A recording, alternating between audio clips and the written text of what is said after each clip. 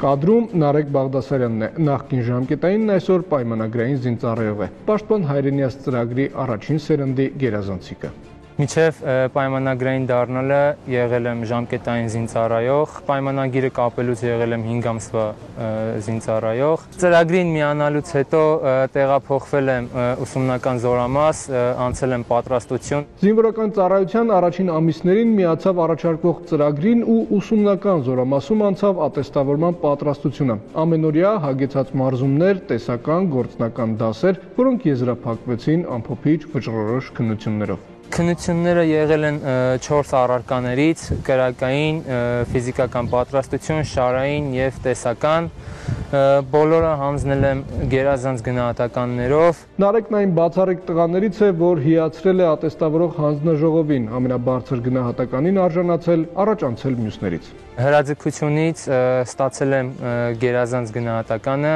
ֆիզիկական պատրաստությունից հավաքել եմ 210 միավոր, որը գերազանցն է։ Տեսական գնահատականներից,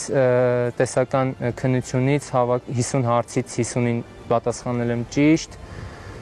շարային քննությունն էլ վաստակել եմ նորից գերազանց գնահատական։ Իհարկե, Պաշտպան հայրենիաց ծրագրին միանալու հիմնական պայմանը արհեստավարժ զինվորական հայրենիքի պաշտպան լինելու գործոնն է, սակայն մեծ կարևորություն ունի նաև ծրագրի սոցիալական բաղադրիչը, դրամական վաստակը, որը Նարեկի համար առավելագույնն է, պայմանավորված գերազանց գնահատականով։ Աշխատավարձը գերազանց գնահատականի դեպքում ավելանում է 390,000 դրամով, ընդհանուր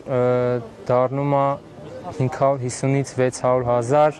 մարտական հերթապահությունը ներառյալ։ Այժմ մեծ ոգևորությամբ ծառայող Բաղդասարյանը նաև իր փորձն է փոխանցում ծառայակիցներին, մանրամասնում և ուղղորդում հատկապես նրանց, ովքեր ցանկություն ունեն դառնալ Պաշտպան հայրենիաց ծրագրի մասնակիցներ։ Տղաները լինում է դեպքեր, որ գալիս հետաքրքրվում են ծրագրով, իրենց խորհուրդ եմ տալիս մասնակցեն ծրագրին, բարելավեն թե ֆիզիկական, թե տեսական, թե շարային և թե կրակային գիտելիքները, քանզի եթե ունեն ցանկություն մասնակցելու ծրագրին, պետք է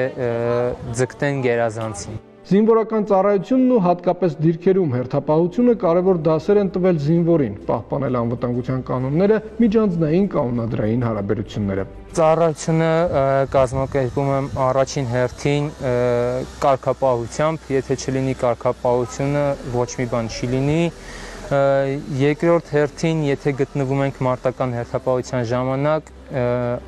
առաջին հերթին նորից կարգապահություն, երկրորդ հերթին զգոնություն,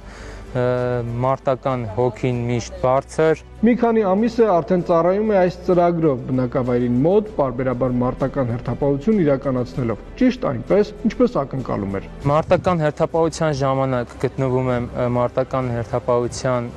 տեղամասում, պաշտպանելով մեր հայրենիքը։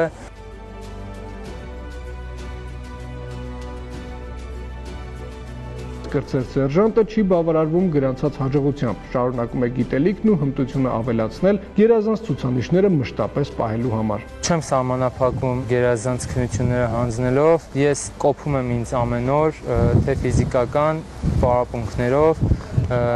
կրակայինը ամեն հրաձգության ժամանակ փորձում եմ նորից ավելի ու ավելի լավացնել։ Պաշտպան հայրենիաց ծրագիրը շարունակվում է, միանալու ցանկություն հայտնած զինակոչիկների նոր խմբերն անցել են ակտիվ մարզումների։ Առաջիկայում նրանց քննական շրջանն է ատեստավորումը, որում յուրաքանչյուրը կձգտի բարձր գնահատականի, հատկապես գերազանցի, ծրագրի առավելություններից լիարժեք և ամբողջ ծավալով օգտվելու համար, ինչպես կրտսեր սերժանտ Նարեկ Բաղդասարյանը։ Դավիթ Դավթյան, Ռուբեն Նացականյան, Զինուշ։